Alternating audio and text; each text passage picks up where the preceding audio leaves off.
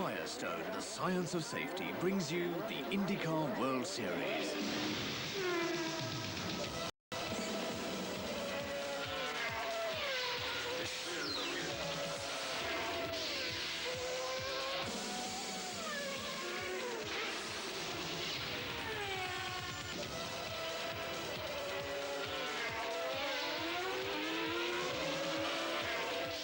Indycar, together with Valvoline.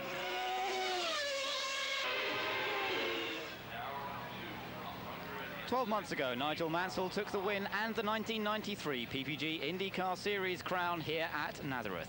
Little did anyone think that he would return a year later, not having scored a single win in the meantime. Hello, this is Ben Edwards bringing you the Bosch Sparkplug Grand Prix from southeastern Pennsylvania, a 200-lap race on the final oval track of the year. Well, twice winner Emerson Fittipaldi here at the Nazareth Oval has taken pole position for this particular race, and he's also taken the fastest ever lap on any 1 mile oval track during the qualifying sessions. A superb performance from the veteran Brazilian, now 47 years old, has seen him line his Penske up on that pole position, and he's joined on the front row by fellow Penske man, no, not the new champion Alonso Jr., but by Paul Tracy. So Emerson Fittipaldi and Paul Tracy, there you can see them on the front row of the grid. And where, may you ask, is the new champion? Well, he's way down in 18th place on the grid, with plenty of work to do in the course of the 200 laps. Well, we've seen him work his way up from quite low down on the 1 mile oval tracks already this year. As we just take a quick look there at who is holding the on-car cameras here today, Nigel Mansell being one of those, and Alonso Jr. has worked his way up from some fairly lowly positions to take victory on the 1 mile track so far this year. He won at New Hampshire from 10th place on the grid. He won at Milwaukee from 11th place. So it's still possible that he can still win this race from 18th, but he's certainly going to have an awful lot of work to do. Well, Nigel Mansell has qualified third fastest in his Kmart Texaco Javelin Lola. And the man who won here last year had pole here last year thanks to the championship position. Okay, well, let's have a look then at the grid lineup in a little bit more detail. On the front row then, pole man is Emerson Fittipaldi, with that new track record and the fastest ever lap on any 1 mile oval. Paul Tracy lines up alongside him, the man who lost a second place with an engine blow-up in the final stages of the race at Road America. Nigel Mansell, third fastest in qualifying, held pole for a little while but was beaten by the two Penskes. Robbie Gordon lines up alongside him, so the two Lola Ford Cosworth powered cars on the second row. Mario Andretti at his home circuit, his final race, lines up fifth fastest, and alongside him is the Brazilian Raul Boesel. Winner from the previous round and first-time winner Jacques Villeneuve lines up on the inside of row 4, and alongside him another young man, Mark Smith, who qualifies in exactly the same place as he did at Road America last week. Teo Fabi lines up on the inside of row 5, and alongside him is the Swede Stefan Johansson in the 1993 Penske. Adrian Fernandez lines up in 11th place on the grid, and alongside him, fellow Reynard mounted man Jimmy Vasser. Former winner here at Nazareth, Bobby Rahal lines up on the 7th row, and alongside him is Maurizio Gugelmin, an improvement on his 25th place starting position from last week at Road America, but still a little disappointing. Harry Lyndike, another former winner here at Nazareth, lines up 15th and still within a second of pole position. Dominic Dobson lines up 16th fastest, and it's his teammate Scott Sharp. And at last we get to the new champion, Alonso Jr., who lines up 18th fastest on the grid.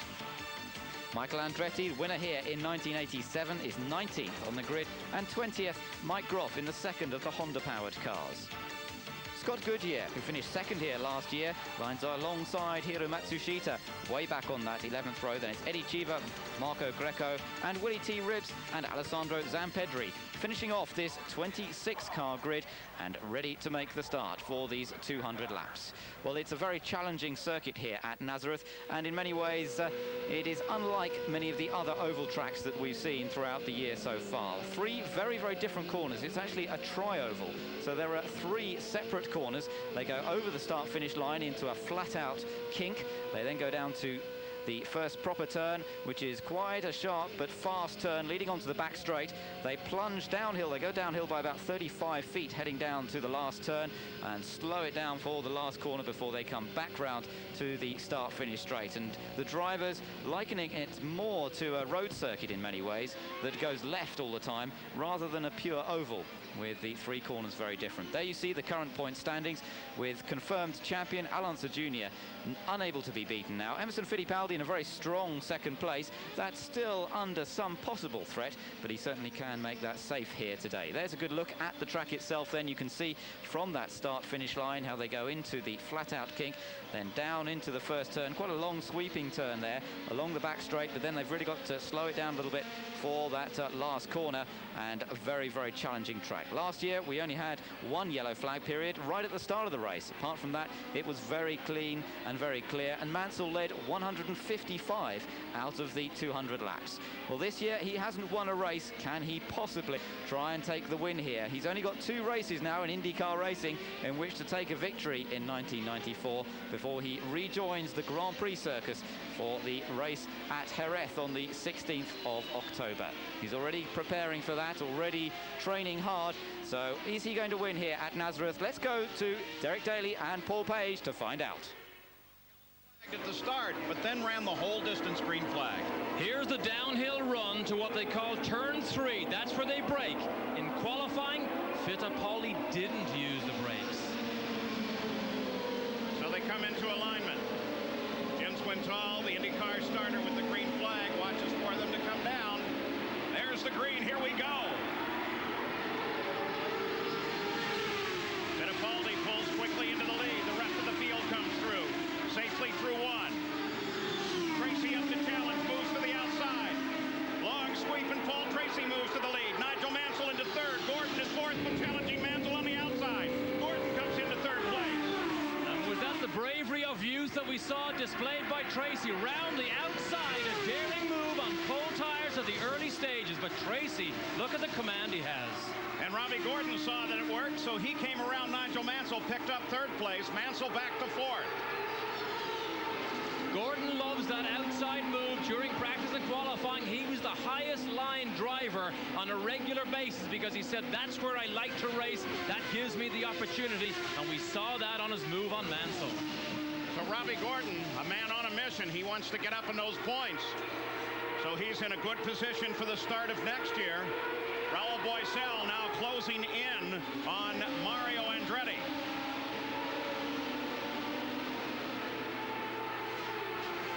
Raul looking for any position that he can find. Mario's never won here, but he is comfortable on this track. He won when this was a dirt track years ago. And Roger Penske bought it, paved it over. There's our latest winner, Jacques Villeneuve. He runs in 6th. Something unique about Villeneuve in qualifying, he was the only driver who actually changed gear. He went through turns 3 and 4, or turn 3 and 5th gear, and changed up a gear down this front straight. I don't think he likes to do that all through the race, though. Raul closing up on Mario Andretti. A battle for 4th place. Mario, one of the most difficult drivers to pass. He knows how to position his car between the concrete walls here. You better not just poke your nose inside, Mario. You better get all the way down, or he will chop your nose off. Mario's teammate, Nigel Mansell. You have an update, Gary? Indeed, the defending champion, Paul, experiencing some handling difficulties. Massive oversteer, they're saying. The car very loose. Also, Scott Goodyear reporting his car is loose. So already in the opening handful of laps, loose conditions under this bright sun for a couple of drivers. A bright sun should be the factor for the entire day, but the wind is very brisk, blowing head-on down the main straightaway right now. Jan Vikas, you have more? Well, according to Nigel Mansell's situation, we're checking into that, and Nigel is asking, did anyone touch me? Did I have contact? The car is handling that bad that I feel at the moment as though maybe there's something askew in the front of my car. Well, we certainly didn't see any obvious contact. Mansell so spectacular here when he won the race and the championship last year, but loose has been one of the biggest problems here all weekend. Goodyear came here with a bigger stagger tire than they've ever come here with. Some cars like it. The cars that don't like it are inherently loose. let me tell you, a loose handling car between these concrete walls at these speeds is downright scary for the driver. Well, and as a matter of fact, in an Indycar, when they set the car up, correct me if I'm wrong, with a new driver, they always like to put push into the car and then work back to loose just because of the danger factors. The leaders back in traffic now as they encounter the back of the field for the first time today. Tracy, then Fittipaldi, but Fittipaldi staying very tight on Tracy and keeping a close eye. Tracy, so good, so brave, has made mistakes in the past, but he is a man that's hard to catch when he is on form. But he knows he can't make many mistakes here. Will he stay with Penske? Will he move on? We do not know that yet. And Jacques Villeneuve now moving up in the field as once again the Penskes stay in contact, and Paul Tracy is able to sweep around a slower car. And now Fittipaldi comes around as well, so they stay back in contact. Jacques Villeneuve was able to move up into fourth place and get right behind Robbie Gordon. There he is, and that's Gordon just ahead. Gordon without the benefit of his regular engineer, Tim Wardrop here. We now look over Gordon's shoulder. Tim Wardrop from England. At home, his son took ill, so he did the right thing. He's with his family. However, he gives the team the setup before they get here, and they have done a superb job. Look at that outside line again for Gordon. That's Mike Groff down the inside, but Gordon loves to be daring. Now he's outside look at Villeneuve. Villeneuve gets down on the inside, splits Gordon to the outside. Now they both come around and are trying to get around. I was going to suggest that they both made it around Matsushita, but only Villeneuve did it, and so that moves him into third place. Gordon got caught. And you got the view from the driver's seat as Villeneuve creeps down the inside when Gordon was busy going around the outside. So at the front of the field, Paul Tracy, Emerson Fittipaldi, then Jacques Villeneuve, and look at there. He's in trouble. Oh, Boycell as he comes flying around Gordon. Now, what do we have? We have a problem with Gordon. He is clearly in trouble. If he moves high and cars pass him that easily, he is in trouble. Jan Beekes has more. Yes, we found out a few laps ago that he radioed in and said the car was starting to become loose. Just like you said, Derek, obviously things have gotten much worse. We're standing by in case he ducks into the pits. Well, second driver to report that everything is loose. Is that because they set these cars up when it was not nearly as sunny as it is right now? It could be. Temperature has such a large effect on these racing cars. I don't want to blame Goodyear or say Goodyear. They have come here with a tire that is different than before. However, it's much faster than before. Battle now, Stefan Johansson, as again they split a slower car, and again it comes to the advantage of the challenger as Stefan Johansson comes around around Gordon, and moves into fourth place. Well, Gordon may be forced to make a pit stop earlier than he wants here. He is losing so much time on the racetrack. It may pay him to come out of sequence, get into the pits, and try and get it fixed. So it's Paul Tracy that jumps the lead early on and takes it away from Fittipaldi, but we've got a great battle at the front of the field, and Al Unser is up to 10th.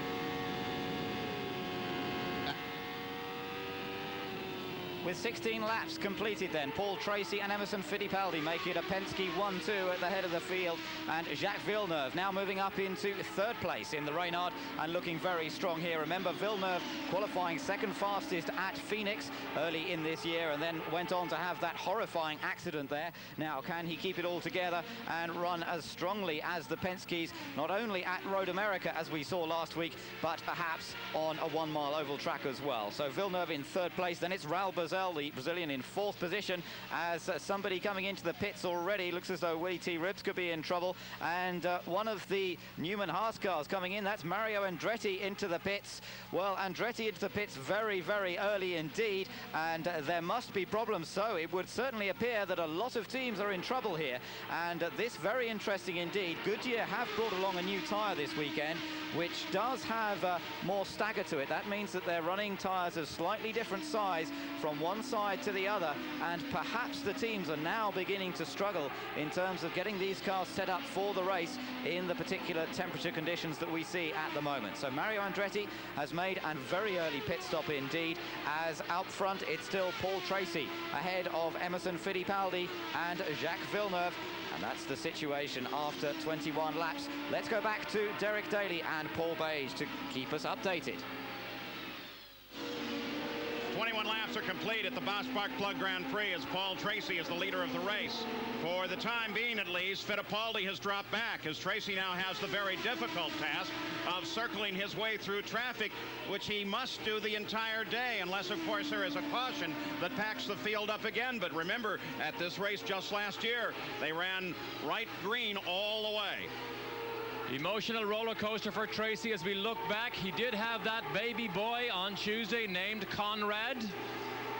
Got home, was there at the birth. Look at Villeneuve again, sneaks down the inside. Bozell is there, but he's under attack now from Johansson, who wasn't as quick in practice and qualifying because he had wastegate troubles, but he is flying. And Nigel Mansell peels off and heads for his stop. His teammate Mario was in a little earlier, Gary. Yeah, Mansell is coming in, and that handling condition is just too bad, so they're bringing him in early. Watch for changes up there in the front wing. We think they're going to make a couple of turn adjustment. The tires and the fueling process is routine. Now the change on the left front side, and it is a massive change. Mansell still waiting, ready to go. Now they complete the change on the right side. He's rolling in just under 15 seconds, but a costly early stop on the handling for Nigel Mansell. Well, Gary reported a massive change to the left side. We saw a rather massive change to the right as well. 4 big turns of that front wing, reduced it down for us, try and at least get a safety factor built into this car, because if he doesn't get the loose condition out of it, he can't hope to be a challenge at all. Gordon again goes around the outside. On board, Mansell now. Continuing green flag racing, 25 laps into the record book. Jacques Villeneuve, followed by Bozell and by Johansson. Johansson looked like he washed the back end there for just a second, but he stays in close contact on Raoul. Three-way battle for third place. Yeah, Bozell and Johansson have had a good run here. Sometimes you guess on the setup, and if you guess right, you can be so much faster than cars that are in trouble here. Things happen so fast, and you remember you're in corners more often here than any other racetrack they go to. Al Unser Jr. continues to try and fight his way to the front. Take a look at this. He started in 18th place. He now runs up in 6th. And Ed Cheever started 23rd. He's now running in 8th. He had a great run during the morning warm-up, and it's proving to last here in the race itself. Let's go to the pits again, and Gary. Let's follow up on that Mario Andretti situation. He did have a punctured tire. He had a tire going down. That's why his early stop. And we are getting constant reports from other drivers, including Lyondike. We've mentioned Gordon at Goodyear, all having handling difficulties, trying to find that very delicate balance. Looks like Eddie Cheever, who was so happy this morning, Paul, they may have found the sweet spot. Well, and I'll tell you, a guy with a really sweet spot is Al Unser Jr. As yet another pass around Johansson. Now he's trying to set sights on Bozell.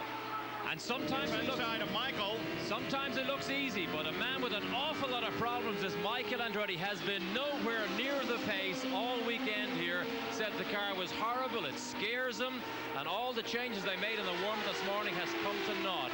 But Al Jr. is on a charge. And as you saw there, Michael already lapped by the leaders.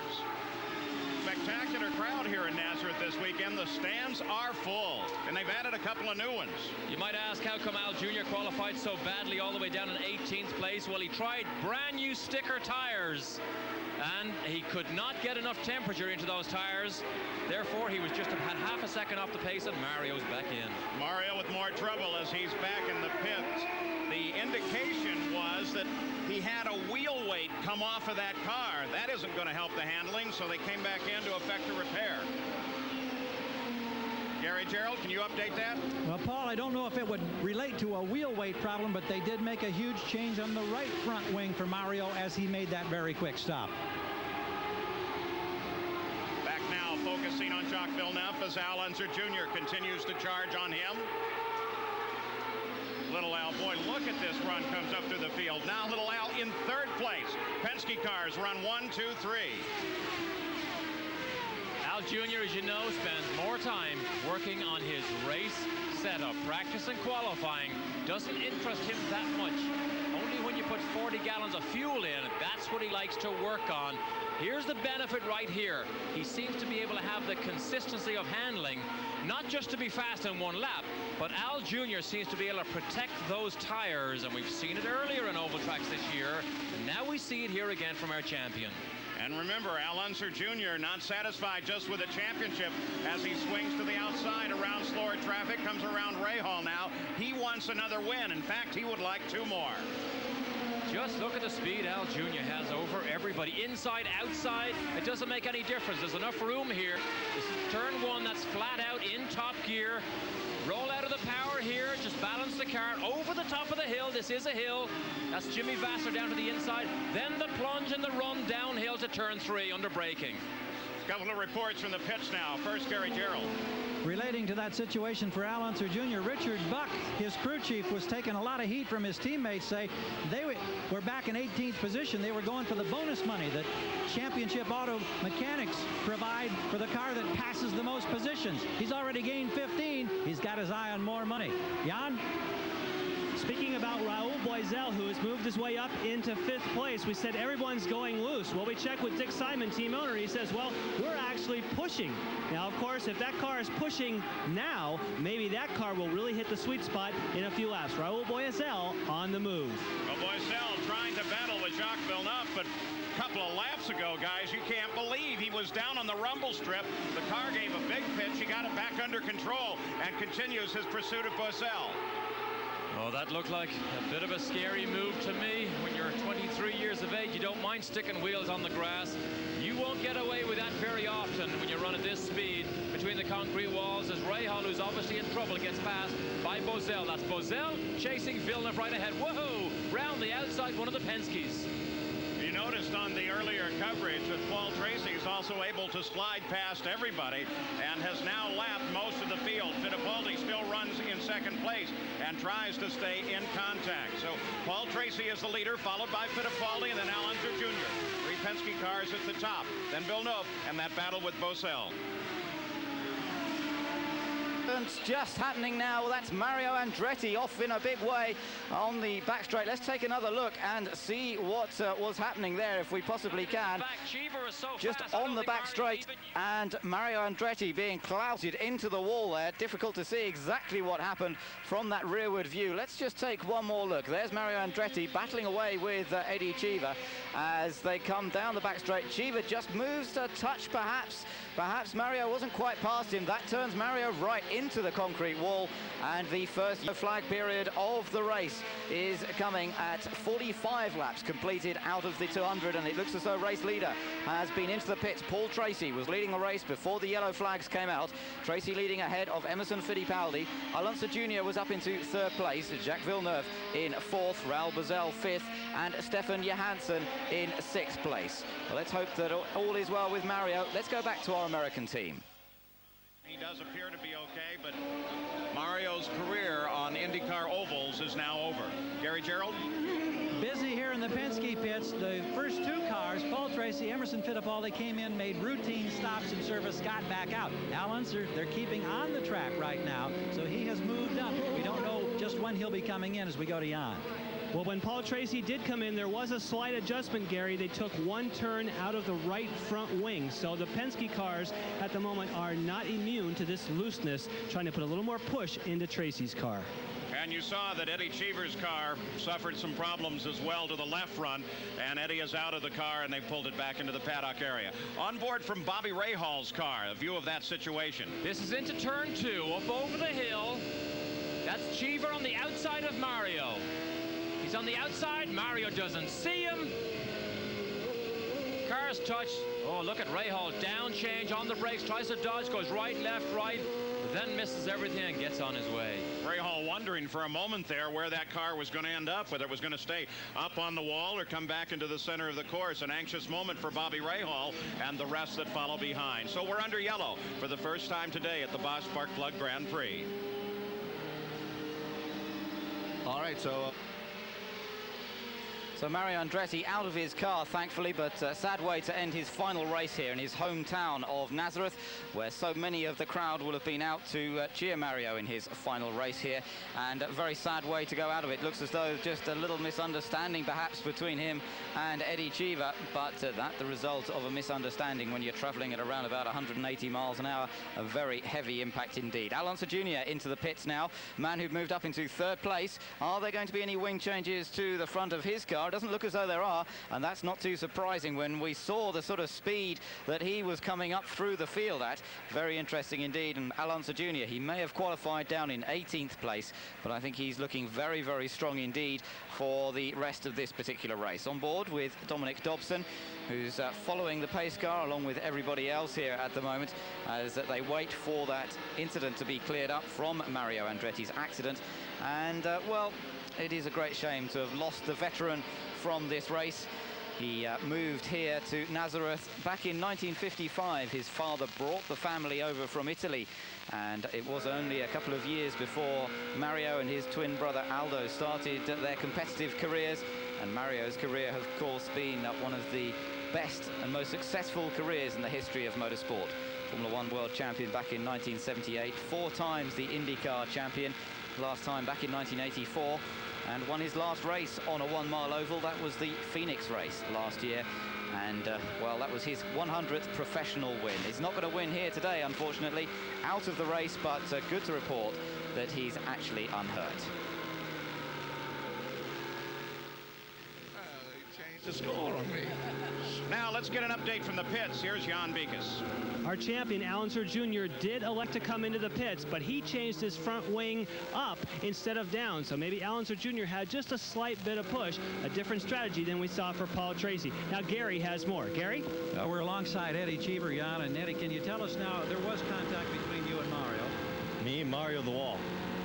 I was just passing him and a group of other cars on the outside, coming out of 2, and he just went wide. I'm sure he didn't see me, because if he did see me, I don't think he would do something as silly as that. I mean, I had absolutely no place to go. He put me between his car, my cars, and him in the wall, and I tried to brake, but I couldn't do anything. So I hit the wall, then I hit him, and it's unfortunate. My car was going very well. We had a very bad practice session, but it was really going good in the race. I think we were like 7th. Yeah, you had gained probably as many positions as anybody except maybe Alonso Jr. Probably more, because I started farther back than he did. How about your plans for next season, Eddie? I'm working on a couple of things. I've really enjoyed working with Foyt in Copenhagen, but before I even came here, we knew that we were both going to be doing something else in '95. It's been a lot of fun. AJ he's the salt of the earth. I'm glad that I got to work with him, and Copenhagen is a great company to drive for, and it's a pity today. I thought we could have finished probably in the top 3. Will you have your own team next year? Who knows? Maybe. All right, thanks, Eddie. Paul? Always a good comment, though, coming from Eddie Cheever. Very marvelous guy, not only in speaking, but in his riding. We'll be back with more of the Bosch Spark Plug Grand Prix. Change of tyres there, just to top up on fuel by the looks of things, and that's perhaps so that they can keep it to just one more stop after this. That is a possibility. We would have been expecting the first round of stops at around about lap 66. We're at lap 50, well, the early 50s at the moment, lap 52. And so perhaps the Newman Haas team deciding to just top up with fuel to try and make it through the rest of the race on one more stop around about lap 134, somewhere around that part of the race. We would expect them to be making their second stops if we go for green flag. Let's go back to the American team now. We're back at the Bosch Spark Plug Grand Prix, ready to go back to green flag racing anytime now. A couple of penalties. First of all, Dominic Dobson was brought in for a speed violation. The same with Stefan Johansson for a violation on the warm-up lane, and a pit blend line violation for Marco Greco. Here with us in the booth is the true voice of motorsports worldwide. You hear him on all the Formula One coverage, commentator of the BBC, and of course the voice of Formula One, Murray Walker. Good to have you here.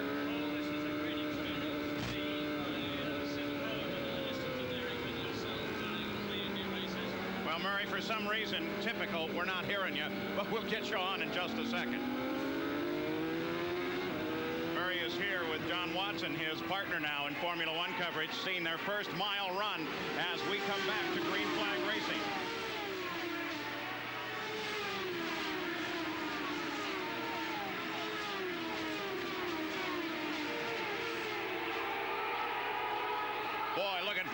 he drops to the inside alongside Mark Smith.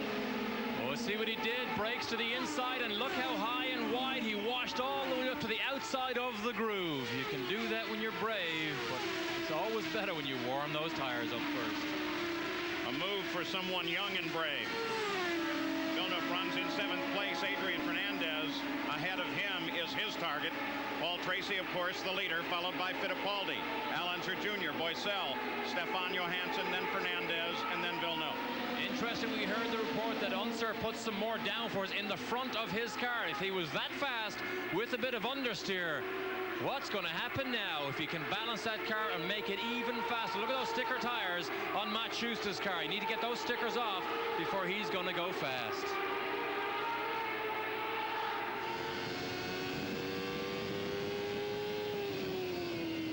Over the shoulder now, Bobby Rahal. Creditable position for Bobby. Very good. Prides himself on having one of the best handling cars on the racetrack. This team designs and builds its own shock absorbers. That is the extent that they will go to try and get their car handling better. Look at these Penske's all in a line. Al Unser Jr. as he comes around Nigel. Now you ride on board.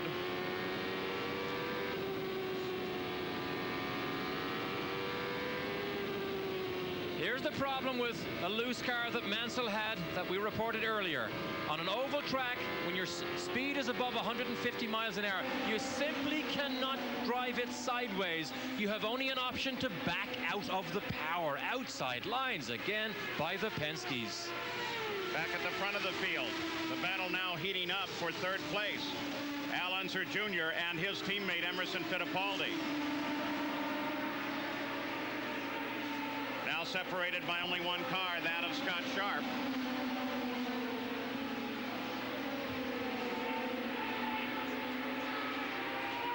Al Jr. so disappointed in that qualifying run, but you had to be here to see what Emerson did yesterday when everybody had already conceded the pole after Tracy's superb run. Then Emerson went out and blitzed everybody. At 47 years of age, he absolutely jumped out of the cockpit with delight and celebrated with his crew. Great to see it yesterday. Keep tracking on that battle for 2nd. Tracy leads Fittipaldi, then Unser Jr., then Raul Boycel. On board with Michael. There's no doubt Michael is a lame duck here this afternoon. You see him pull to the inside is not a challenge. One of the most spectacular drivers in IndyCar racing. When the car is not right, you cannot put the thing on your back and drag it around, no matter how much talent you possess. And there comes little Al around. Boy, there gives you an idea of the differential between the two machines. Michael Andretti runs in 13th. It's been a tough weekend for Michael. 65 laps into the record book. Paul Tracy, the leader. There's your 3rd place car. Al Unser Jr. still trying to close on Fittipaldi. Fittipaldi making some wide moves. Being very brave himself, trying to stay away from little Al. Around Boycel, Mark Smith just ahead. Little Al closes up. And there's a traffic jam that he got caught in. You see that. Fittipaldi got stuck behind Mark Smith, couldn't go left or right, and Al Jr. almost pounced. Very, very tight racing as little Al now coming up to get right on the back of Emerson Fittipaldi. They've been closing the gap steadily, but at the same time, Paul Tracy has been able to pull away from Emerson Fittipaldi. Let's go to Gary Gerald. Mario Andretti, tell us how you're feeling and what happened now. I got a good thump in the back, you know, on the back straightaway, and just went right into the wall. You know, it was a lot of traffic at that point. You know, a lot of cars around, and I don't know. I guess somebody miscued on that. Particular disappointment. I know that competitive fire is so bright, and you want to do well the last time to run here at the home track, and all the family, the friends. Naturally, you know, a lot was done well here, especially, but for some reason or other, the car would only last under me about 4 or 5 laps, and it would go so loose that I had a tough time even defending the position. So, you know, it it almost got me out of my misery out there because it was really a tough way to go. I think I was watching Nigel. He had about the same problem, as really loose. Mario, we thank you very much. We wish you well at Laguna. Robbie Gordon in the pits, also Nigel Mansell. Gordon obviously done for the day. It's too bad. He's had a season of great consistency, but now a series of failures. Last week at Elkhart, this week here. Sorry to see Mario go. Celebrations all week. Even the Coke cans at the local pizza had the Arrivederci Mario tour on them. So now Al Unser Jr. definitely in contact with second place Emerson Fittipaldi. 71 laps into the record book. Separation so tight the stopwatch doesn't matter anymore. People wonder, is Al Jr. happy with his championship? Now he'll take it easy? No. Remember, he wants to set a new single-season record for the number of wins, which he currently is tied with Michael at 8. He wants to make it 9. They close on traffic once again. Remember, that's so often the deciding factor on a mile. And look just behind them. Raul Boisel is very definitely staying in contact. Around Dominic Dobson. Big crash this morning for Dobson. We watched it as it happened. We had this particular shot here as he came through this corner right here. He came up over the top of the hill. The car got away from him, and then bang. Dominic's motor a little rough.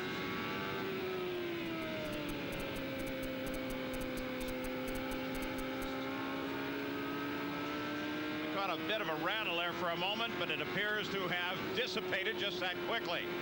As at the front of the field, it remains Paul Tracy. Emerson Fittipaldi and Al Unser Jr. continue their battle for second. Raul Boisel runs in fourth place. Still hot and furious. It's still Paul Tracy leading the race, and Penske second and third, but the order has changed because Al Unser Jr. has just managed to get past Emerson Fittipaldi in a fairly frightening moment when Emerson Fittipaldi was trying to put a lap on Jacques Villeneuve. Villeneuve didn't see him, shut the door, and Fittipaldi was forced down onto the curbing on the inside, and Unser was able to go right round the outside and up into second place. So Emerson is now down in third position, and I should think fairly fuming. Villeneuve, pure mistake from his point of view. He hadn't seen Fittipaldi coming down the inside, so really no blame to be attached, but certainly Fittipaldi losing out in that encounter. Paul Tracy taking advantage of all this and still extending his lead up front. It's Raul Boisel who holds on to fourth position at the moment. Then Adrian Fernandez in fifth place, and Jacques Villeneuve is still there in sixth position, even after that little bit of an incident. So Paul Tracy now has to watch out for his team number one, if you like, to come up behind and see if he can catch up to the Canadian. Al Unser Jr. certainly flying at the moment as he dives past Adrian Fernandez once again and takes his attack closer to Paul Tracy. There goes Emerson Fittipaldi going past as well. And meanwhile, up front, Tracy still ruling the roost.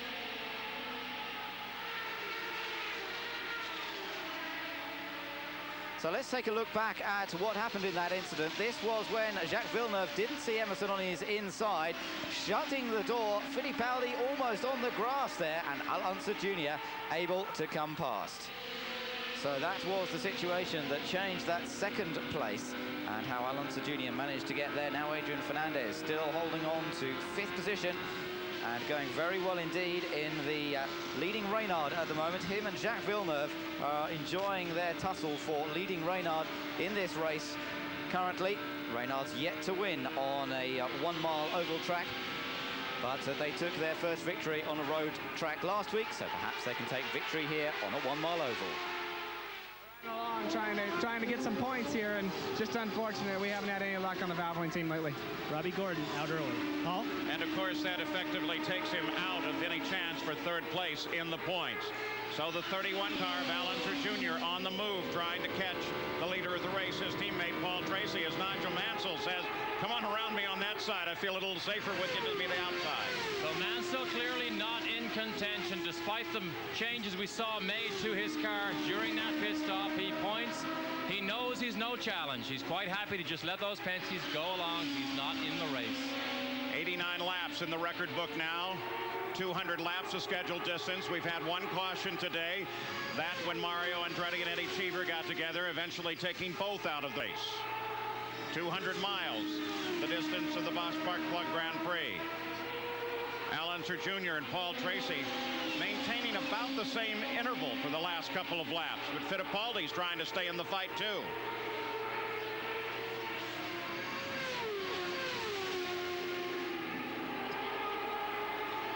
One of the problems here for drivers, not only do you have to look ahead, but you have to look behind here more than any other racetrack, because you have to be aware of faster cars because they move outside you so quickly here, which is probably what we saw happen to Mario with Cheever. Whoa, Penske down the inside of Rahal. Rahal not having a good day. Look at that speed of closure, though.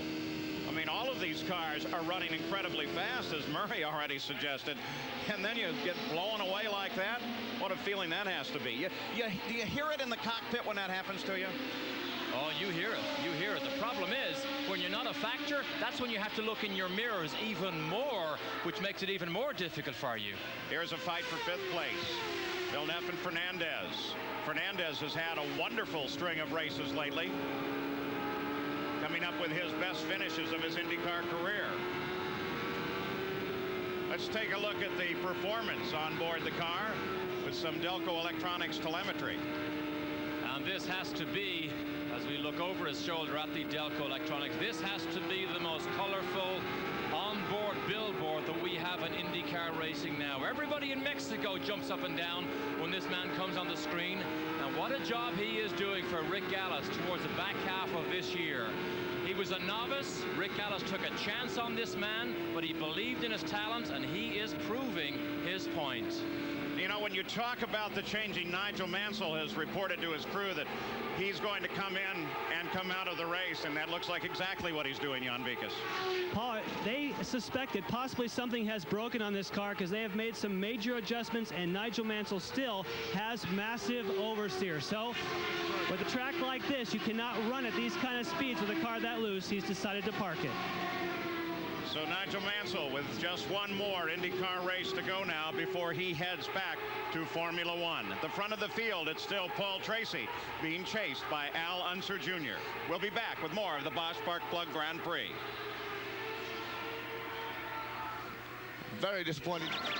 As we continue with round 15 of the PPG IndyCar World Series, still Paul Tracy leads the race ahead of Al Unser Jr. in 2nd place and Emerson Fittipaldi in 3rd position. Then it's Raoul Boesel in 4th place, Jacques Villeneuve in 5th place, and this man we're on board with at the moment, Adrian Fernandez, holding on to 6th place and trying to fight his way through the traffic. Certainly the traffic, the major part of this race here at Nazareth, as they've reached just over the halfway point now in this particular event, and still some way to go, but it's looking such a good race once again for the Penske trio with Paul Tracy and Al Unser Jr. leading the way. Emerson Fittipaldi, twice winner here at Nazareth, certainly well positioned to try and take advantage if anything should befall those two ahead of him. You can see the rest of the field a minimum of 2 laps down at this point, with Raoul Boesel 4th, Villeneuve 5th, Johansson 6th.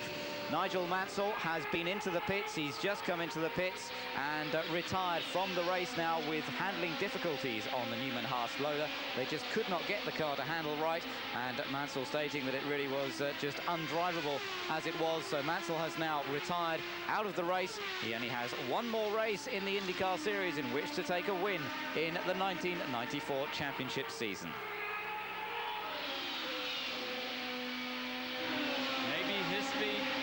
Tribute to that. If it is, they'll all want them for the next race.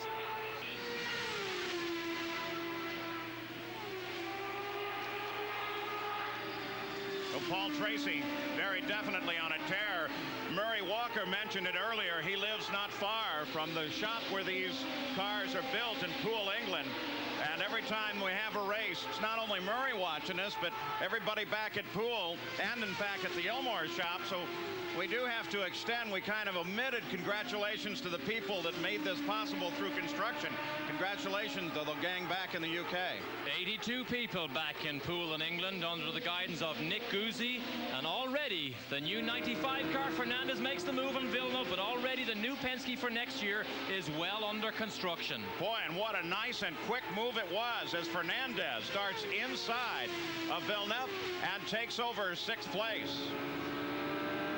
And there are no tricks on Fernandez's car. I spoke to Ed Nathman earlier after qualifying. He said they have no development pieces, no tricks, just a stock basic car that they come to the racetrack with, put him in it, get him as many miles as possible. But that is proving to be very effective for Fernandez.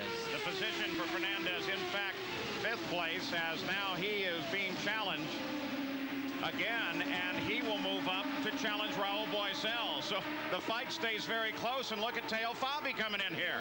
Teo Fabi in a fight for position now with Villeneuve. Teo looks to the inside.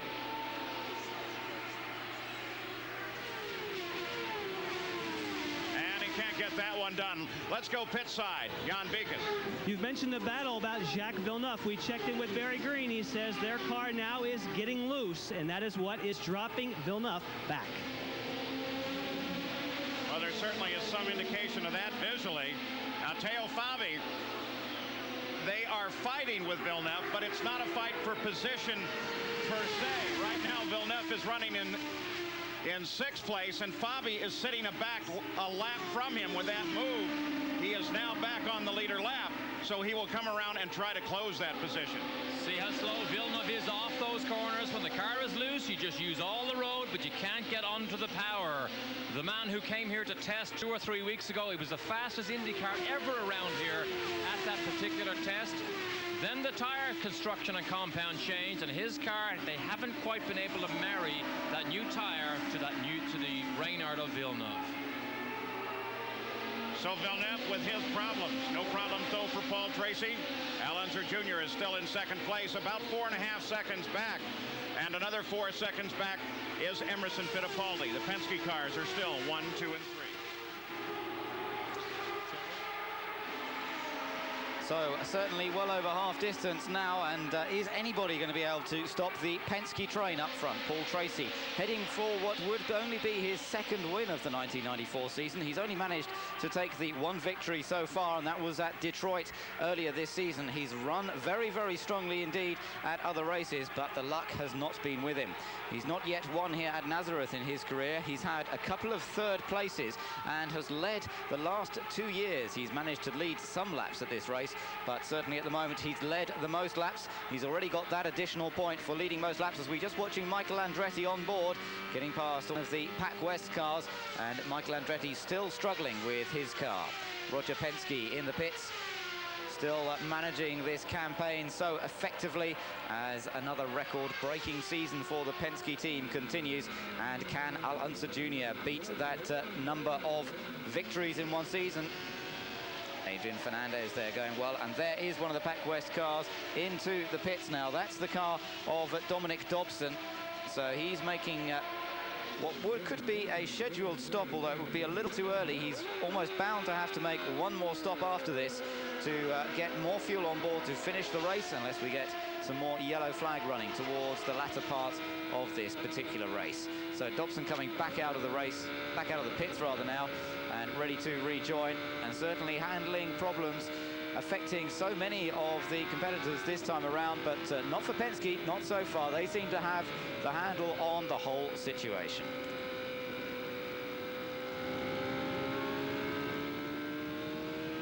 Back at the Bosch Spark Plug Grand Prix on board with Bobby Rahal. We should be very close to the 2nd stops of the day. For the leaders of the race, they continue to be Tracy, Unser Jr., Fittipaldi. 4th place is Raul Boisel, then Fernandez, then Villeneuve is in 6th position, followed by Hansen, Fabi, Michael Andretti, and Mauricio Gugelmin. And boy, look at those Penskes when they come flying by. That's got to be distressing to everybody in the field. That's why your mirrors, again, are so important here. But Dominic Dobson in that Bank of America Pac West car, obviously in trouble because you see people go outside and inside. He just made a pit stop, but he is unusually slow, so he is definitely in trouble. Battle for 6th place. Villeneuve, Johansson. Rahal comes in very, very close. Of course, you have the Paul Tracy car, the leader of the race, right in the middle of this battle. The way they've been driving, though, they should clear it fairly quickly. See the fight just ahead. That's Johansson just ahead of you. Then Tracy, then Villeneuve. And there comes Al Unser Jr. So on one onboard camera, we have 2 battles for you. Well, Rahal is a passenger in that Miller Genuine Draft car because no matter how much horsepower he lacks, he is not fast through the corners, and he is beginning to get himself into difficulties trying to watch what's going on behind him. Just look at these traffic jams. That's what happens here. The slower car has nowhere to go and run and hide, and the drivers at the drivers' meetings will tell you, do not change your line. Put the onus on the faster car to make the move all the time as Tracy comes in. So Paul Tracy, he last pitted 76 laps ago. He's there. Here's Janikis. Here comes Paul Tracy. He does the first part of the job, and that is getting it stopped on the marks. We're going to watch very carefully to see what kind of changes the Penske team makes. We can see behind us that Al Unser Jr. is also set out, and there was no changes that we could see visibly made on Paul Tracy. Just a little over 14 seconds. Gary, here comes Al. Well, we wait for him, Jan. They laid out for Al Unser Jr., expecting him first. At the very last second, Roger Penske said, no, stay out. Tracy came in. He's completed his stop. The crew is ready for Unser, but he is still on the racetrack, Paul. Well, he's back on the warm-up lane now as he heads into the pits. Al Unser Jr. picked up the lead for a lap. But now he is on the pit road, Gary Gerald. And I'm curious, Paul, can you tell us how many laps are completed? Because it may be very close on this load of fuel. They've got to go 73 laps. They would love some yellow, but 73 would be very, very close. 121 laps complete for the leader. Waiting, cars off the jack, clutches engaged. 127. So there we go, 13.6 seconds. Good stop, Al Unser Jr. So he's right on the edge of the window. He's right on the edge. Interesting that there was no pit stop. There was no changes for Paul Tracy, which suggests that his car is handling very, very well as Emerson flies down the pit lane. So Emerson Fittipaldi now for his what should be final stop of the day, and Jan's there. We'll also keep our eyes open to see what kind of changes we might see on Emerson Fittipaldi's car after not seeing any whatsoever for Paul Tracy. These Penske cars working very well at this Penske-owned track. So far, everything going according to plan. Looks like the right front is taking a little longer than usual. They're waiting for all the fuel. Emerson off the jacks. 14-1 for Emerson. No visible changes here. Paul Tracy's already flashed across the line, running at full speed, so not even close coming out. Paul Tracy will reassume the lead of the race as Emerson Fittipaldi tries to bring it back up to speed on these warm-up lanes. That's a Rick Mears innovation, an area the cars can run on while they do come up speed, and also can definitely use when they're warming up in practice.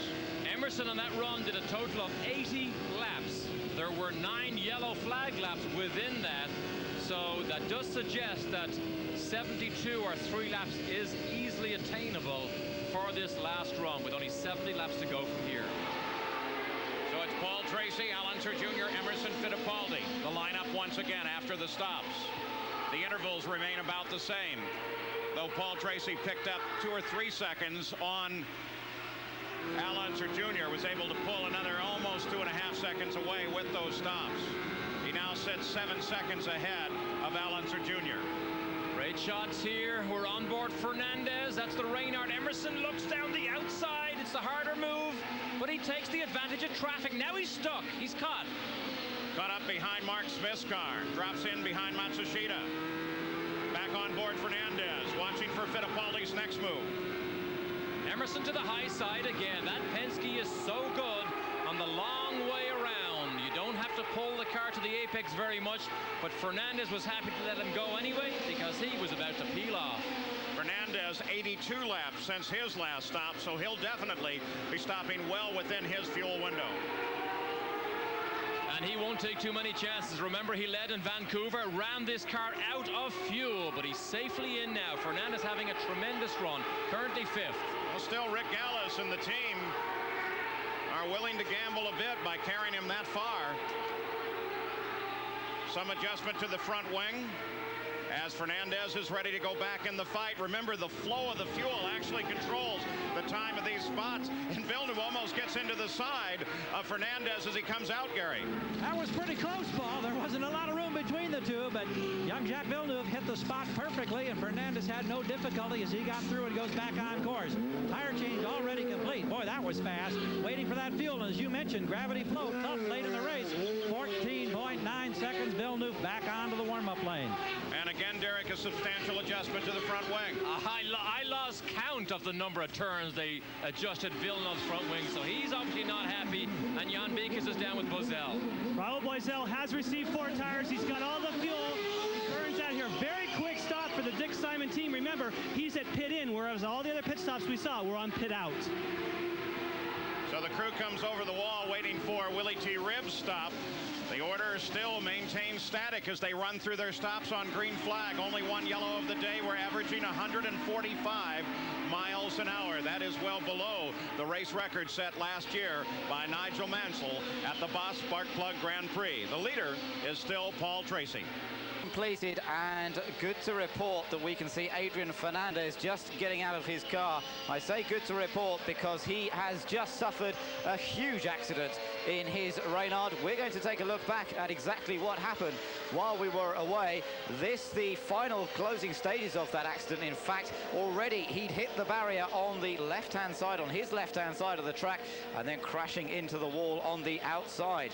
Now, that incident started with a coming together between him and Jacques Villeneuve as they came out of turn 2. Fernandez was going around the outside of Jacques Villeneuve. It appeared, let's just have a look if we can. Again, you can see that wheel bouncing away there. This is the on-view camera, and you can see there Villeneuve's car just coming across from the left-hand side, and Fernandez sent into the wall on the right, then the barrier on the left, and that is what did the huge damage. Let's take another look. Top of your picture there, the blue and white car is Villeneuve. Fernandez on the outside, there's contact between them. Fernandez hits the outside wall first. Let's just go back and see that contact if we can. Now then, did Villeneuve not see him as they came out of the corner? Villeneuve just running a bit wide, or did Fernandez not quite give enough space on the outside? It's so hard to tell. Very similar to the accident that took Mario Andretti out. But this one, look at the way he hits the barrier on the inside there. That just rips the left front corner off the Reynard and just sends the car like a toboggan up to the other end of this back straight and into the wall once again. But we've already seen the 28-year-old Mexican getting out of his car, and he is safe and well. So that's excellent news. But a very scary accident once again here at Nazareth, the second that we've seen, and both of them in a similar place when 2 cars come together out of that second turn. On board again with Fernandez. He seems to be coming out quite wide towards the wall, but not right out to the wall. And then Villeneuve just comes across, and there's contact between the 2 cars. It certainly looks, well, it's difficult to say whether Villeneuve didn't see him and just squeezed him out. That's the way it certainly looks at the moment. But perhaps Fernandez just not quite taking it as wide as expected, and that was the big impact against the Armco barrier on the left-hand side of the circuit. Well, once again, just showing up the massive strength of the Reynard chassis. There, the situation at the moment. Paul Tracy still leading ahead of his 2 Penske teammates.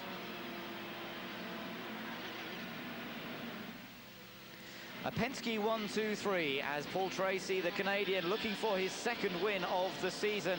If he can possibly continue to control the field in the final quarter of the race here at Nazareth now. His car that had contact with Fernandez's car.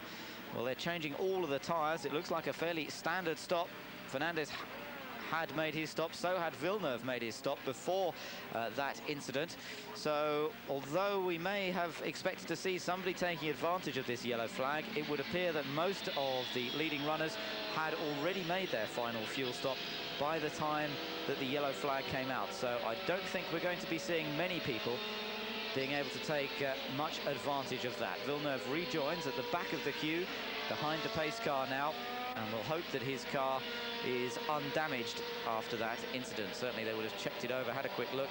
The last thing you need on an oval track like this is any sort of adjustment caused by contact with another car to the suspension setup. Let's go. But he has been in one time since then.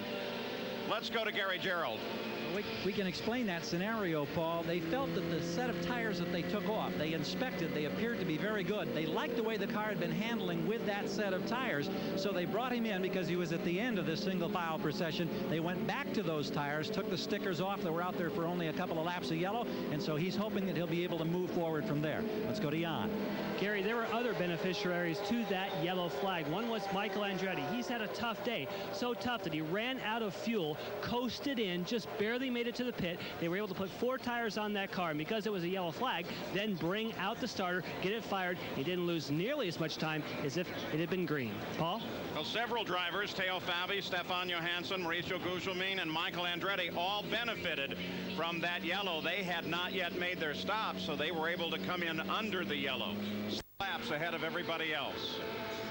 And this yellow obviously eliminates any possible fuel problems that anybody may have had, because there is more than enough fuel now in these cars to run the closing laps of this race. Average speed of the race, 132.2 miles an hour. Let's have some self-indulgence for a moment, though. 2 new babies in the past week and a half. There's Alicia on the left and the new Conrad, Paul Tracy's baby, born at the start of the week. And what about this? Who are these people? Now there's a pretty picture. I mean the baby and the one on the left. Yes, that is my new son Colin, who was born last Friday evening. And is your wife Beth, is she back on her jet ski yet? My wife Beth was on the jet ski on that Friday that the baby was born. I locked it up, though. She's not on it right now yet, but she would be if I didn't lock it up. A most remarkable woman. Congratulations to both the Tracys and to the Dailies.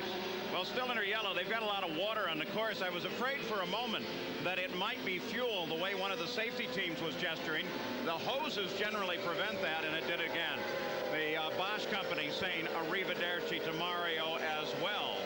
And a plane towing a banner high over the track in beautiful blue skies here in eastern Pennsylvania, not that far from the border with New Jersey. Murray, let's bring you back in for a second again. Murray Walker. John Watson, your partner, is here in the booth as well, but I think we have to pay him a lot more money if we have to bring him on. What do you think thus far? It's terrific. It's been action all the way. What impresses me, I think, most of all, Paige, is the way the Penske cars are dominating the race. First, second, and third at the moment, Paul. We are sending Nigel to you. You sending anybody to us next year? Well, I know Derek Warwick is trying to get over. He doesn't live too far away from me either, and I know he's been over here several times. I've heard a rumor that he's going to be driving an Alfa Romeo in the British Touring Car Championship, but Derek would like nothing more than to be in single-seaters again and right here, and he would be a fine representative for us. I think he'd have a good time here. Let's go to the pits and Gary Gerald. Let's get a quick word, Paul, from John Buzlack, the crew chief for Paul Tracy. Now, you're out there in front, and you were very nearly involved in that Fernandez-Villeneuve incident. Are you concerned about running over any debris or anything like that? I think everybody's concerned about running over stuff. The drivers can pretty much see what's going on. If he's comfortable and, you know. Look there at the third place man, Emerson Fittipaldi, the third of the 3 Penskes that continue to lead. Paul Tracy is in the lead car, Alonso Jr. second, and Emerson Fittipaldi third. Now they're all following around behind the pace car, clearing up after the accident to Mexican Adrian Fernandez, and still a little bit of clearing up to do, but almost finished. The rescue crews are making their way back towards the pits now, so it won't be much longer before we get into the final quarter of this race.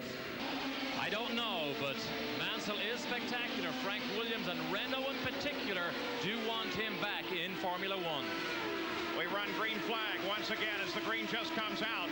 And once again, it will be a battle at the front of the field, and the Penske cars will be involved. But Paul Tracy, owing to his position at the front of the field, was able to get a jump on Raul Boesel and therefore on Al Unser Jr. So as Al Unser Jr. came across the line, he was almost 2 seconds back. That's a long way on an oval, but remember, all it takes is one slight hesitation, and little Al will be right back on the back end of Paul Tracy in a battle for the lead. At the same time, Emerson Fittipaldi has some slower traffic to handle up before he gets back in touch with the leaders of the race. There's look at how fast he's done it. Just into the top of the picture, but watch how quickly that the leading cars get into traffic on this racetrack, which brings you back into this traffic technique that is so important here. We talk about that time and time again, Derek. How far ahead are you looking? Are you looking all the way across the corner? Do you wish you could see the other straightaway? There's never the same instance that comes up twice. So you have to make instantaneous judgments. If you have to think about it, it's already too late. You have to drive on instinct when you're in traffic jams that you get into on these 1 mile ovals. But that's what makes them so great. But further then, this late in the season then, they've driven with these guys all year long in the same equipment. Does that give you a greater confidence level at streaming up behind somebody you've raced with all year? Well, if I said yes, do you think Fernandez and Cheever would agree with me? Exactly. Or Mario? So at the front of the field, it's still Paul Tracy with Al Unser Jr. trying to catch up. We mentioned earlier what a beautiful day it is, and it brought out a gigantic crowd here, another record crowd for the Indycars. Take a look there at the edge of the screen. Another brand new grandstand here is part of the improvements that Roger Penske makes, nibbles away something new every year, every time we come back. A facility that is especially loved by the competitors and the fans. The paddock area is wonderful, and the fans can see everything. You can see Emerson is closing in on Al Jr. Jr. goes to the high side of Matt Schuster, but here's the traffic jam now that we mentioned. So now Al Unser Jr. trying to tiptoe his way around and having now to worry about Fittipaldi, who is closing. To give you an idea of speed here, remember Emerson's qualifying run was above 185 miles an hour, which means at no time on this racetrack, which is virtually all corners, do you ever get below 145 miles an hour. At no time are you slower than that. Let's move back to 9th place. Michael Andretti has been battling with Mauricio Guzman. Michael passed him just a second ago, but Mauricio is staying right there with him as they're bottled up behind Bobby Rahal. Big struggle for Michael. In the test here 3 weeks ago, had a big crash right there, lost control of the car, backed it into the wall so hard he was unconscious, taken to hospital. He remembers nothing about the day, but he is having a mighty struggle here this afternoon. The view from Michael Andretti, you saw Tracy sweep past. Now Michael trying to get down inside of Bobby Rahal. Here's the Ford Electronics telemetry from onboard Michael Andretti's car. Speed on the right. Here's the downhill run. He's obviously behind Rahal, who we know is running slowly because we saw him struggle earlier on. But you can see his speeds are a lot lower than you would expect from the leading cars.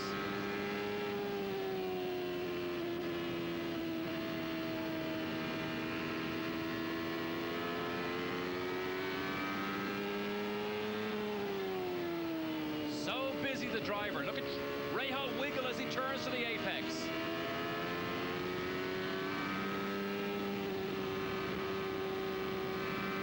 Well, you see Michael's not even flat through the kink here, which just turned one, but he goes outside Rahal. Look how careful, though, in and out of the throttle as he moves on to the backside and on the downhill run. Look back at the front of the field. Al Unser Jr. with Fittipaldi right behind him in a fight for second place as they come around Rahal. There's your battle for second. Paul Tracy is 6 seconds ahead of this fight. You hear the tire squeal? You can hear the tire squeal. That's understeer or pushed through that turn 2. Bozell in the middle of the Penske powerhouse here. The voice of Goodyear, but you would prefer that it not speak too loud. The voice of Goodyear, whose tires get faster. They are breaking track records at every racetrack they go to. And it's all in preparation for Firestone. Al Spire, the competition manager of Firestone, is here. Look at Al Jr. round the outside decisively of Michael. Let's go pit side. Remember, we had Adrian Fernandez in that accident, and he was limping as he walked away from the car. What's the medical report, Jan? Anything yet? Yes, we've had an opportunity to check in with the medical center, and he is okay, but he does have a bruised right ankle, and he's waiting for the doctors, Terry Trammell and company, to come in off the course when the race is over for further evaluation. But Adrian Fernandez, okay. We saw the front of his car as they took it away on the tow truck.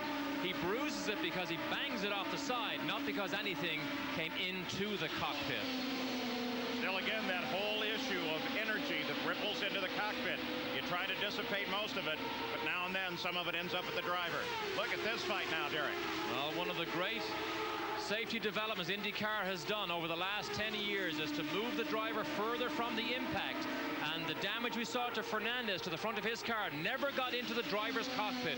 That's what Indycar wanted to strive to attain, and they did now with Fernandez's crash. Boy, Fittipaldi is not letting go, and Villeneuve was very definitely tenacious there as well, as he wanted to continue to guard his position. He currently runs in 7th place. Behind him now is Scott Goodyear as he finally moves into the top 10.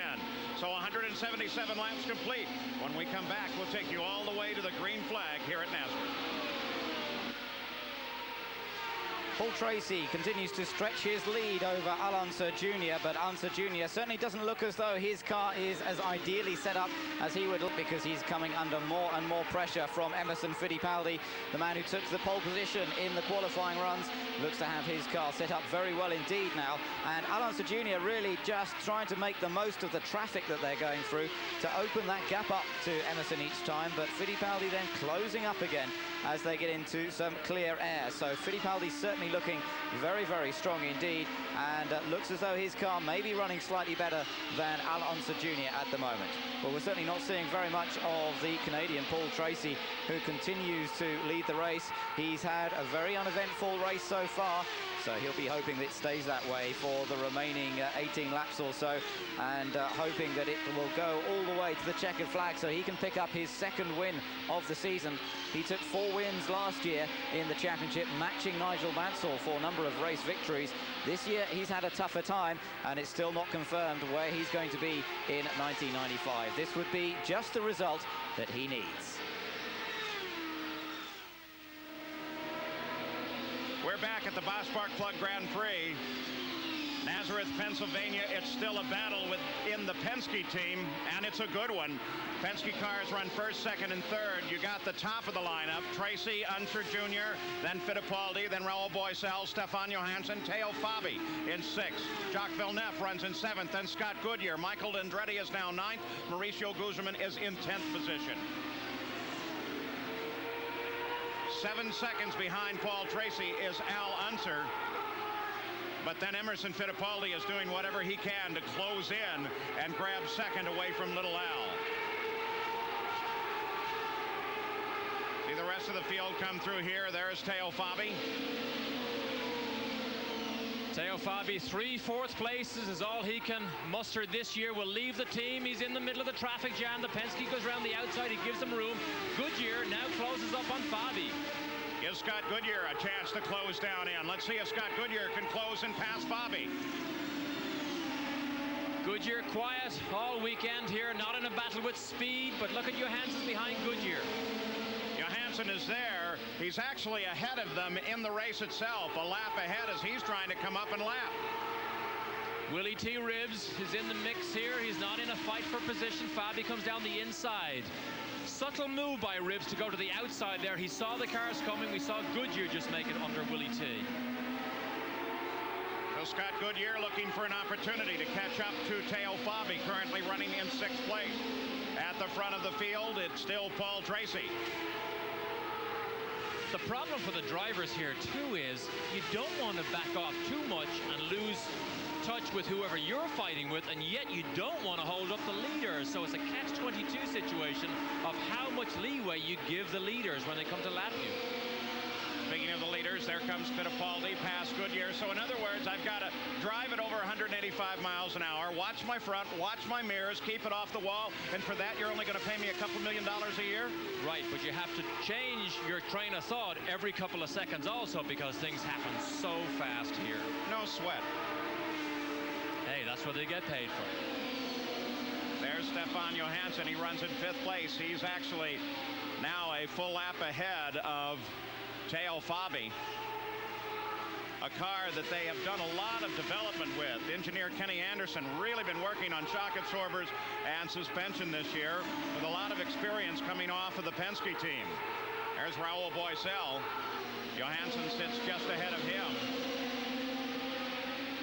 Let's get an update from Jan Beekes. Raul Boisel is really running first in class in the Lola with the performance of the Penske right now. Dick Simon says that he has not asked for one change throughout the whole duration of this race. That's unlike any other driver. But he says the big difference, the Penske car works fantastic in traffic, and that's where the Lola is struggling.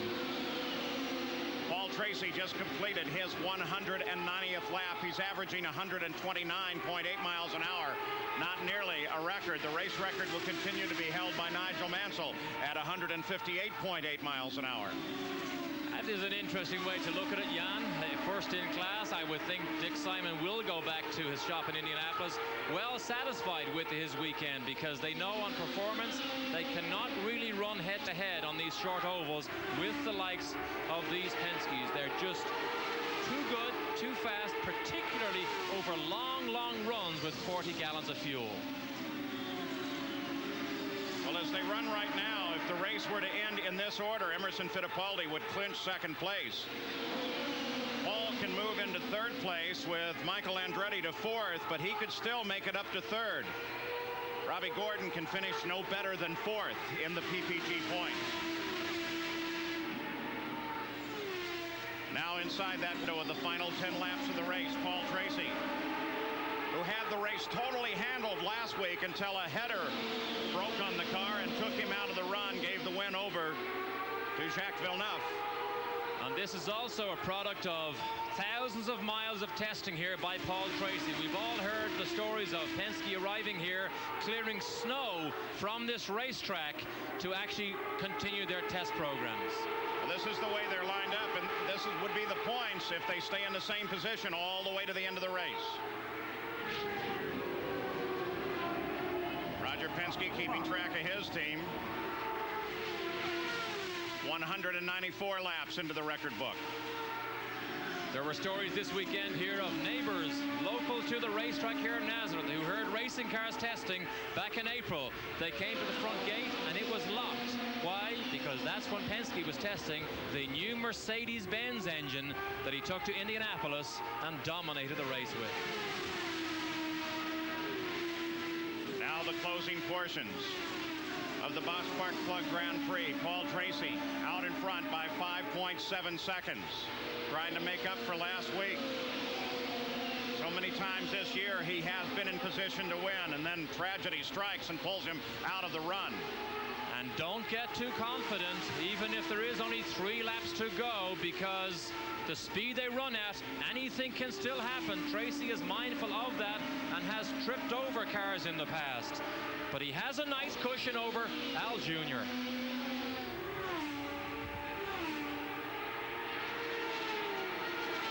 The battle running to the finish, if it develops, will be between Fittipaldi and Unser Jr. in a battle for second place. Right now they are separated with just 2 laps to go. 2 miles to run, and Paul Tracy will notch yet another win, the 7th of his career.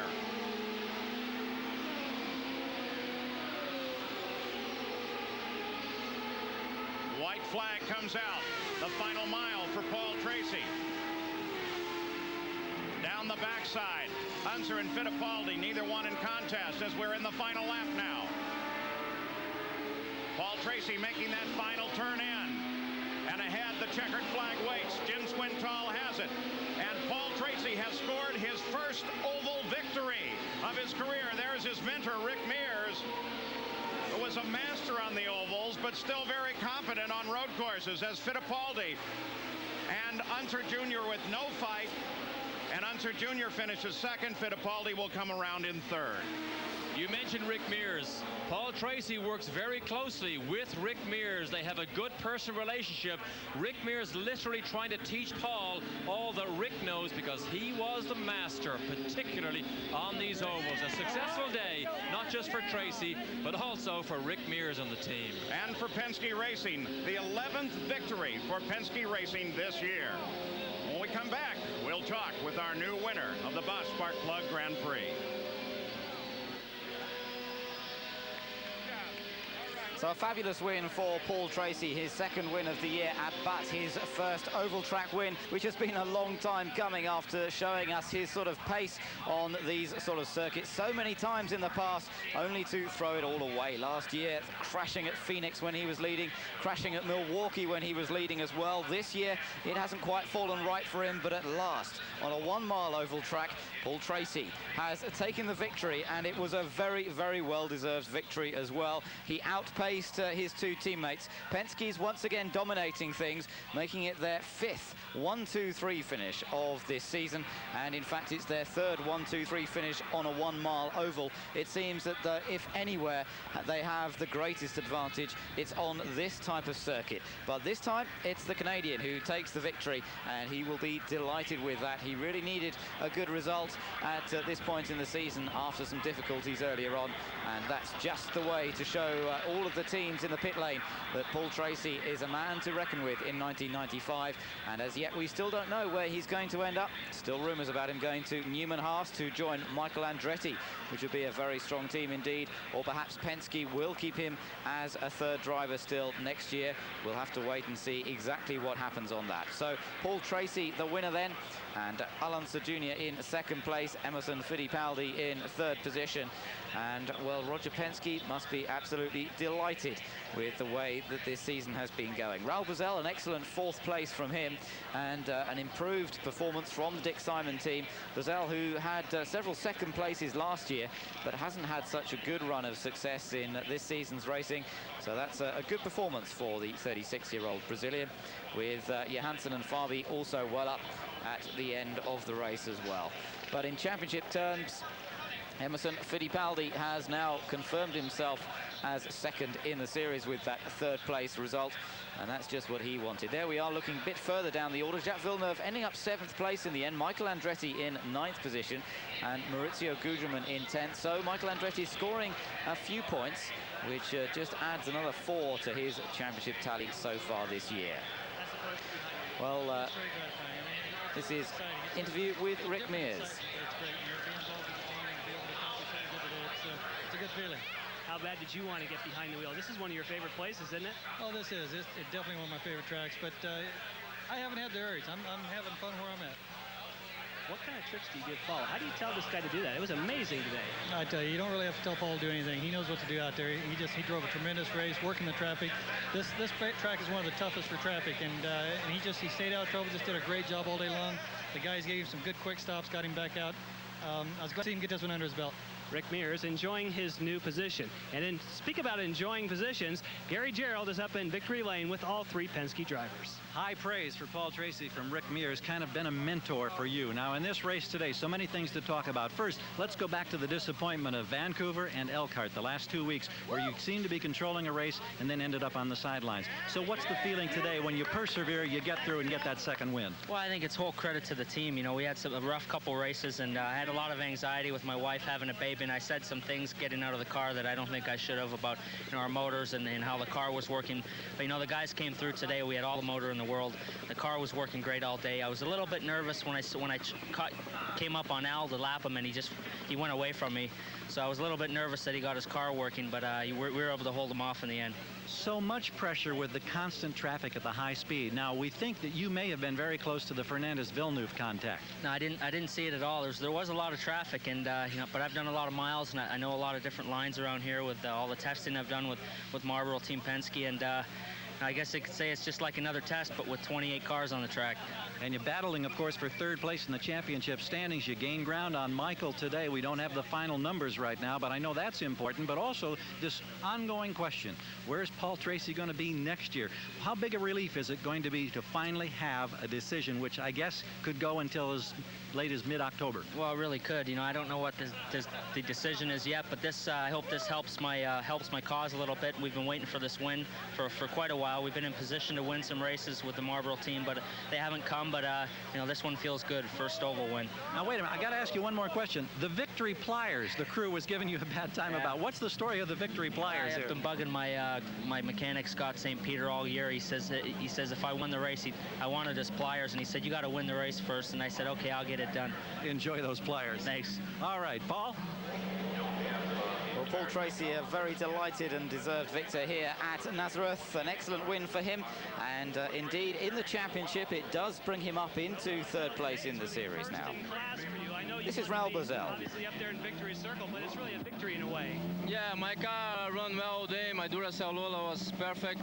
We lose a little bit in traffic. Seems like the Penske conserve more the tires, but as you say, we first in class. We put a lap on the field other than the Penske, so we couldn't keep up with them. But I think it was a good race for us, considering we beat everybody else. Dick was saying that you were having a difficult time in traffic. Is that what made the difference?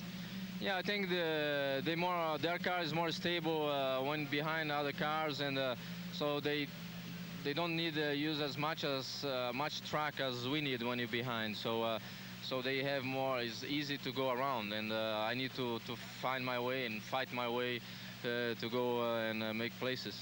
Raul Boesel fighting his way to the top. Let's go back to victory circle and Gary Gerald. The other two members of the Penske team, Al Unser Jr., who talked and savored the championship last week. You started 18th today, but it took, what, 30 laps to get up there in the top three and to battle with your teammates. A lot of satisfaction, I would think, of being able to get through that maze of traffic.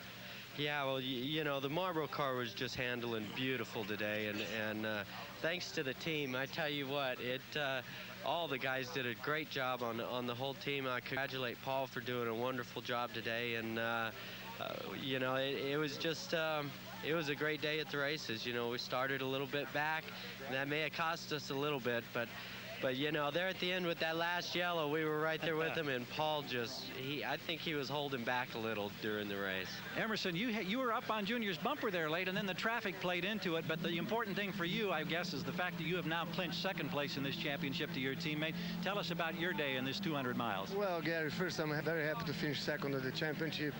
Again, Junior had an incredible championship. Great to be second to Junior, and Paul had a fantastic race today. I mean, he was dominating the race, and he was going fast. And on the last yellow, I was right behind Junior trying to see if we could catch Paul, but we couldn't do it. And then I hit traffic, and Junior broke away from me. I mean, it was a great race. I'm very pleased. The 5th time this year that these men have gone 1, 2, 3, Paul. So first and second. Well, that's the situation then, and it certainly looks as though Paul Tracy will be able to hold on to third place in the championship if he gets a good result at the last race of the year at Laguna Seca. 129 points for Paul Tracy now, with behind him Michael Andretti on 118 points, 11 points the gap. So it all goes down to that last race for third place in the championship itself. Good result as well today, of course, for Stefan Johansson in 5th place. He's had a couple of point scoring finishes in the last 2 races now. And Teo Fabi also going well in this latter part of the season in the Pennzoil Reynard, finishing in 6th position. And that certainly adds to his points tally as well. So that's the events from Nazareth this weekend. We're looking forward, though, to one remaining race in the PPG IndyCar World Series, and that is the race from Monterey in California, the Laguna Seca race.